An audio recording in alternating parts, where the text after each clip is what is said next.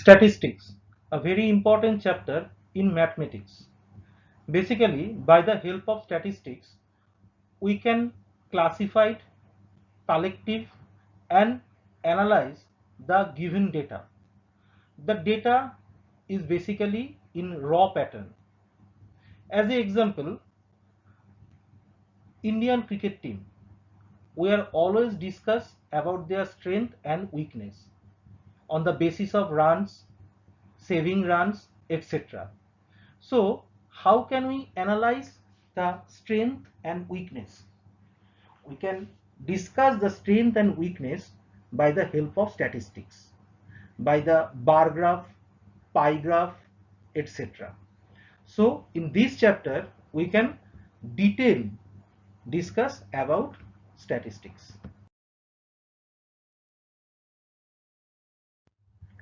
What is statistics? Statistics is the study of collection, classification, analysis, and interpretation of the numerical data. Methods: collection of data, raw data, array of data, and range.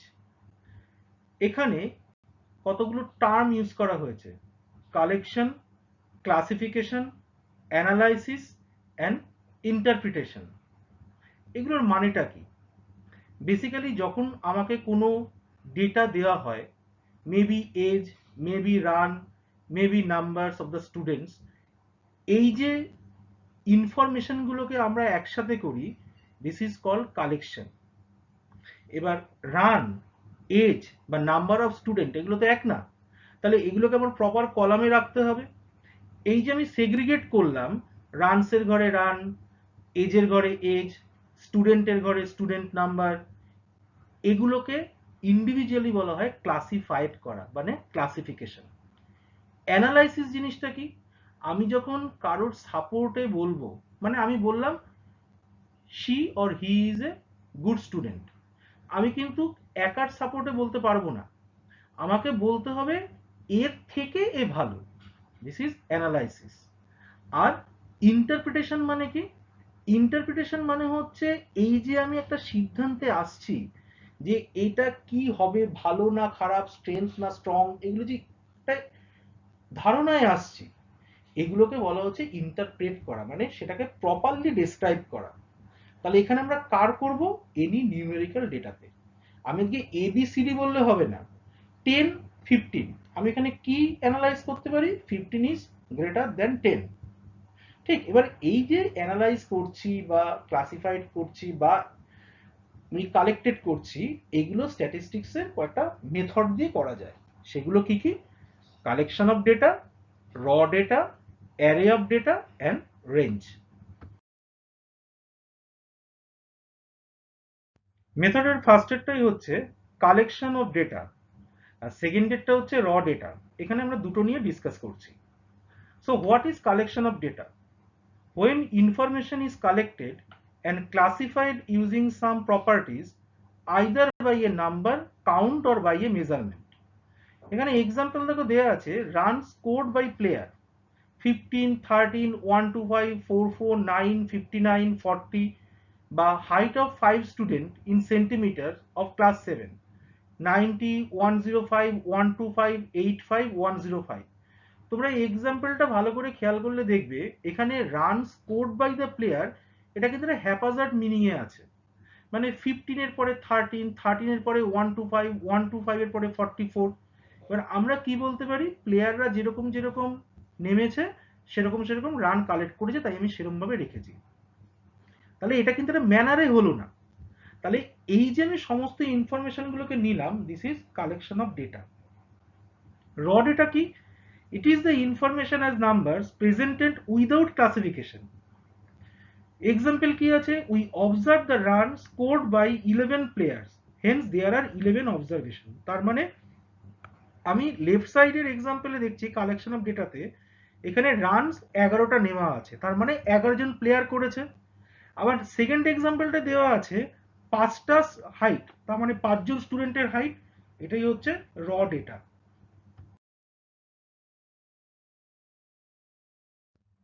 মেথডের last two, array of data and range.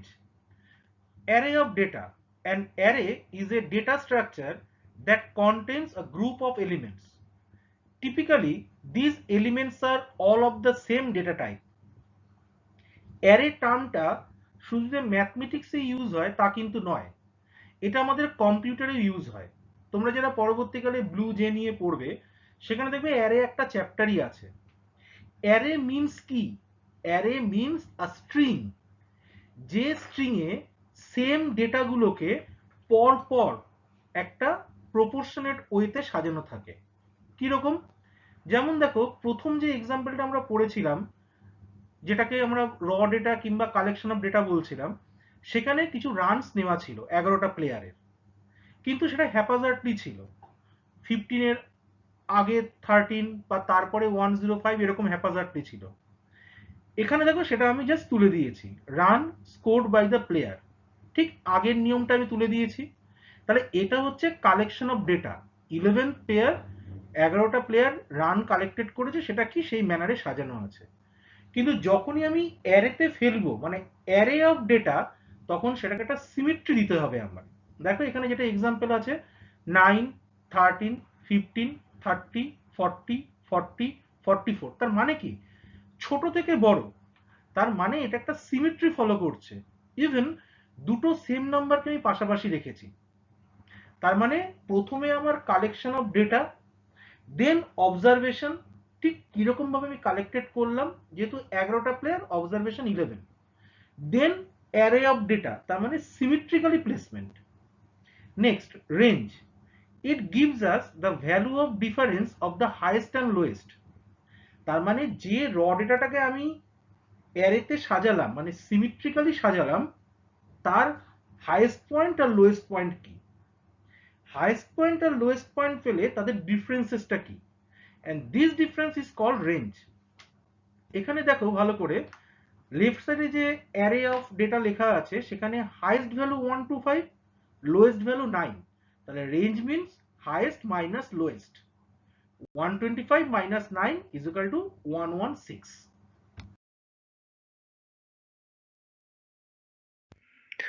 Methods for presentation of data তিন রকম ভাবে হয়: ungroup presentation, tabular presentation, pictorial presentation. In case of ungroup presentation, when we arrange data in array form as array data, তার মানে symmetrically আমি সাজাবো। Tabular presentation, frequency distribution table. When we arranged data by a table which showing the frequency either in ascending or in descending order, তার মানে একটা proper tabular form থাকবে, যেখানে ডেটাগুলোকে আমি পরপর সুন্দরভাবে সাজাবো, প্লাস সেগুলোকে একটা সিম্বলিক্যালি রিপ্রেজেন্ট করব। Pictorial presentation, pictorial means graphical representation. তোমরা ক্রিকেট খেলাও দেখো, অনেকে এখন টিভি থাকার জন্য অনেকেই দেখতে পাবে যে যখন খেলার ইন্টারভ্যালে একটা গ্রাফ দেখায় দুটো টিমের, যে কার কোন ওভারে উইকেট পড়েছে, কি পড়েছে। এবার সেটা কখনো বার গ্রাফ হয়, কখনো সেটা লাইন গ্রাফ হয়, কখনো সেটা পাই গ্রাফ হয়। অ্যাকর্ডিং টু ইউর সিলেবাস এখানে তোমাদের শুধুমাত্র আছে বার গ্রাফ। তার মানে method for presentation of data আমরা 3 টাইপের করতে পারি: by arrayed, by frequency distribution table, and by graphical representation.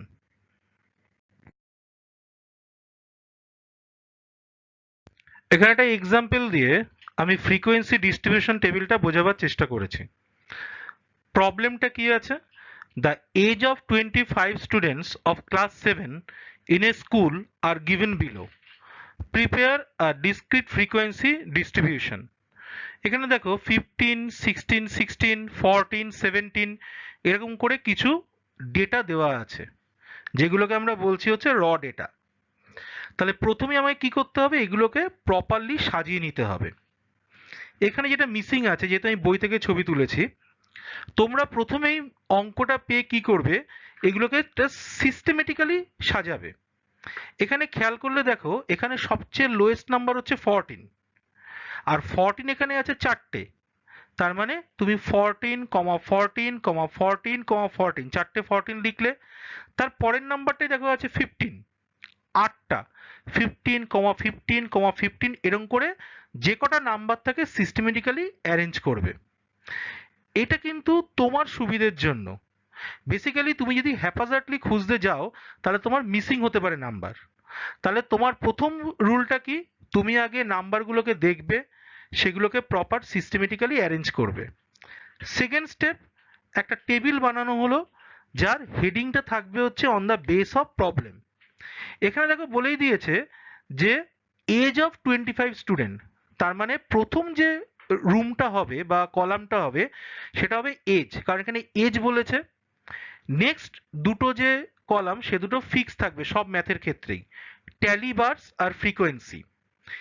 এজের নিচে পরপর যে নাম্বারগুলো আমি পেয়েছি সেগুলোকে সাজিয়ে নেব। ওপরের নাম্বারে দেখো 14, 15, 16, 17 চারটে নাম্বারই বারবার ঘুরে ঘুরে এসছে, তাই চারটে নাম্বার আমি বসালাম। ট্যালি বারটা পরে বসাবে, আগে ফ্রিকোয়েন্সি বসাবে। 14 কটা আছে? চারটে। 15 কটা আছে? আটটা। 16 কটা আছে? 10টা। 17 কটা আছে? তিনটে। আগে ফ্রিকোয়েন্সি নাম্বারটা বসিয়ে নেবে। এবার 4 আছে বলে 1 2 3 4 চারটে স্টেট লাইন বসলো। এই ফ্রিকোয়েন্সি টেবিলের নিয়ম হচ্ছে, তোমরা আগের ক্লাসে যেরকম করে এসছো, চারটে বসাবার পরে 5 নাম্বারটা স্ল্যাশ হবে। ঠিক যতক্ষণ না 4 ক্রস করবে ততক্ষণ আমি স্ল্যাশ দিতে পারবো না। তাই প্রথমটা দেখো 4-এর ক্ষেত্রে চারটে স্টেট দাগ, যেহেতু আমি এখানে 5-এ যাইনি।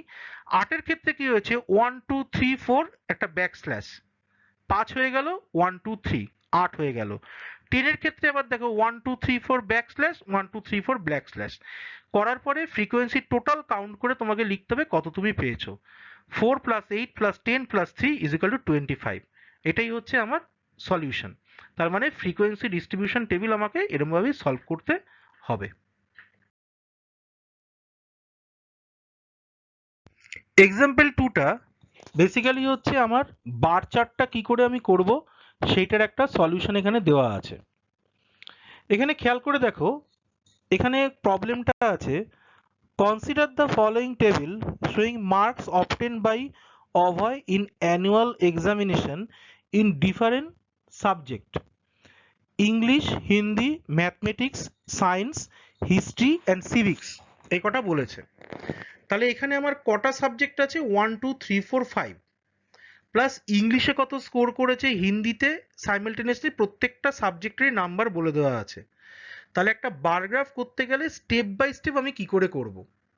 ফার্স্ট স্টেপটাই হচ্ছে এখানে যেটা লেখা আছে, we take a graph paper.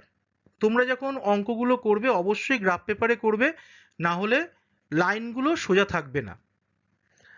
We mark A point 0 towards the left hand corner and draw two rays OX and OY perpendicular to each other. সোজা ভাষায় হচ্ছে একটা গ্রাফ পেপারে দুটো অ্যাক্সিস থাকে, একটা এক্স অ্যাক্সিস একটা ওয়াই অ্যাক্সিস। এখানে ও এক্স কে রিপ্রেজেন্ট করা হয়েছে এক্স অ্যাক্সিস দিয়ে, ও ওয়াই কে রিপ্রেজেন্ট করা হয়েছে ওয়াই অ্যাক্সিস দিয়ে। এক্স আর ওয়াই অ্যাক্সিস যেখানে ইন্টারসেক্ট করেছে নিজেদেরকে, সেই পয়েন্টটাকে বলা হচ্ছে 0 বা ও। এবার second step, to make a vertical bar graph we represent the numerical values along the Y axis and the non numerical data along Y axis. তার মানে ওপরের টেবিলটায় দেখো, এখানে আমার নিউমেরিক্যাল ভ্যালু বলতে 80, 60, 80, 75 এই ভ্যালুগুলোকে বলেছে, আর নন নিউমেরিক্যাল বলতে ইংলিশ, হিন্দি, ম্যাথমেটিক্স এগুলোকে বলেছে। তার মানে আমি কি করব, এক্স অ্যাক্সিসে পরপর সাবজেক্টগুলোকে লিখবো, ইংলিশ, হিন্দি ঠিক যেরকম আছে সেরকম আমি লিখবো। নিচে অ্যারো দিয়ে দেখো লেখা আছে সাবজেক্ট, তার মানে এক্স অ্যাক্সিসকে তুমি কি দিয়ে রিপ্রেজেন্ট করছো সেটাকে লিখতে হবে। আর ওয়াই অ্যাক্সিসের পাশে দেখো আপার অ্যারো দিয়ে লেখা আছে মার্কস, তার মানে এই কলামটাকে আমি মার্কস দিয়ে বা এই অ্যাক্সিসটাকে আমি মার্কস হিসেবে ডিক্লেয়ার করেছি। এবার কি করে আমি নাম্বারিং সেগমেন্টটা করব, খুব ভালো করে টেবিলটাকে ফলো করলে দেখবে এখানে হাইয়েস্ট মার্ক আছে 80 আর লোয়েস্ট মার্ক আছে 60। এবার আমি 60 থেকে তো শুরু করতে পারবো না, তার কারণ 60 পেয়েছে মানে কি, সে 0 থেকে স্টার্ট করে 60-তে পৌঁছেছে। খুব ভালো করে বোঝো। আমি বললাম তোমাকে আমি 70 মার্কস দিচ্ছি, তার মানে কি এই 70-র মধ্যে থেকে কিন্তু 0, 10, 20, 30 সবই ইনভলভড আছে। দ্যাটস ওয়াই আমাকে স্টার্ট করতে হলো 0 থেকে। কিন্তু 0 থেকে যদি আমি স্টার্ট করি 0 থেকে, তাহলে 0, 1, 2 করে অনেক বড় হয়ে যাচ্ছে। তখন আমি কি করলাম, ইন্টারভ্যাল অফ ডেটা নিলাম। এখানে আমি দেখতে পাচ্ছি 80, 60, 80, 75, মানে 5 আর 10-এর ডিফারেন্স আছে। তাই আমি কি করলাম, 10, 20, 30, 40, 50 এরকম করে 80 অব্দি নিলাম। ভালো করে ছবিটা খেয়াল করলে দেখবে 0 to 10, 10 to 20, 20 to 30 মাঝখানে আরেকটা করে ফেন্ট দাগ আছে, মানে একটা টোটাল স্কোয়ারের মাঝখানে। স্কেলে যেরকম হয় 1 আর 2 এর মাঝখানে একটা 5 থাকে, এখানেও ঠিক সেরকম ভাবে নেওয়া হয়েছে। ইংলিশ আছে 80, তাহলে আমি একটা স্ট্রেট লাইন 80 অব্দি তুলবো, মানে 80 ঘর অব্দি আমার গেল। এটাকে একটা বক্সের মতন আমি সাইন মানে ড্র করব, তাহলে এইটাই হচ্ছে বার গ্রাফ। সাইমেলটেনিয়াসলি হিন্দি আছে 60, দেখো এর যে টপ হেডটা সেটা ওয়াই অ্যাক্সিসের 60-তে গিয়ে মিট করেছে। তার মানে এই বার গ্রাফগুলোর যে যে পয়েন্টে যেসব মার্কস বলা আছে আমি ঠিক তত অবধি ড্র করব। ঠিক স্টেপ 3-তে দেখো সেটাই বলেছে, choosing a scale means deciding how many marks will be represented by unit length on the graph paper. তোমাকে প্রত্যেকটা ইউনিটকে একটা মাপ দিতে হবে।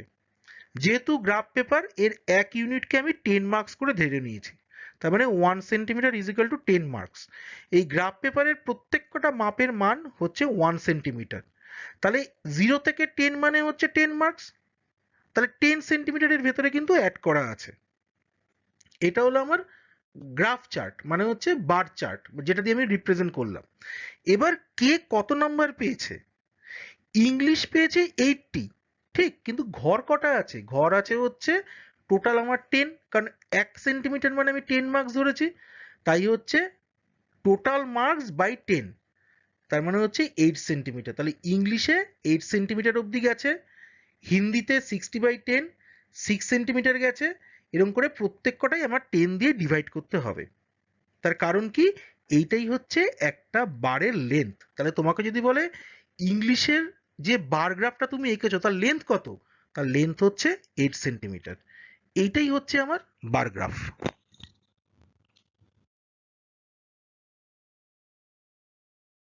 Ungrouped data. Data that has not been organized into groups is called ungrouped data.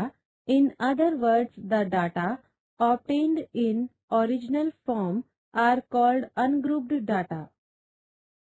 Grouped data. When we are working with a large set of data that has too many distinct values, then we group an whole set of data into a few classes, intervals. The data presented in this way is called grouped data. Frequency distribution of ungrouped data. Tally method. A bar called tally mark is put against the number. When it occurs 4 times, the fifth occurrence is represented by putting diagonally a cross tally on the first 4 tallies. Example: the number of books sold per day at a bookseller shop during the month of June 2002 are given below. Make a frequency distribution table. Solution: in the first column of the table, we write all the numbers from lowest to highest. In the second column, we put tally marks, and in the third column, we write down the frequency. Frequency distribution for grouped data. Sometimes the data is so large that it is inconvenient to list every mark in the frequency distribution table. Then we group the marks into convenient intervals. Consider the following data of the marks obtained by 30 students: 84, 75, 93, 48, 60, 57, 61, 67, 53, 39, 50, 66, 81, 49, 54, 88, 78, 64, 35, 69, 46, 52, 73, 59, 72, 87, 44, 70, 89, 82. Range. Determine the difference between the minimum and maximum marks. This is called range of the data. Range is equal to maximum mark minus minimum mark. Here the maximum and minimum marks are 93 and 35 respectively. Therefore, the range is equal to 93 minus 35, which is equal to 58.